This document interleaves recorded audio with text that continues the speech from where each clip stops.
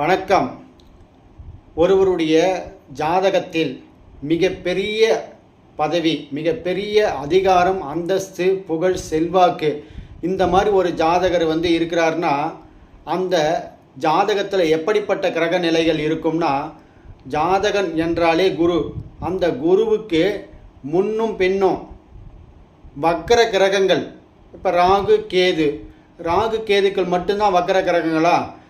சாதாரணமாக குஜாதி ஐவர்களாக விளங்கக்கூடிய செவ்வாய், புதன், சுக்கிரன், குரு, சனி பகவான் இந்த 5 பேரும் இருபுறமும் வக்ரமாகி இருந்தால் கண்டிப்பாக, அதாவது குருவுக்கு, ஜாதகன் என்றால் குருவுக்கு இருபுறமும் வக்ரமான கிரகங்கள் நிலை பெற்று பிறந்த ஜாதகத்தில் இருக்கும் பட்சத்தில் அந்த ஜாதகர் மிக பெரிய பதவி, மிக பெரிய அதிகாரம், ஆளுமை, புகழ், கீர்த்தி, செல்வாக்கு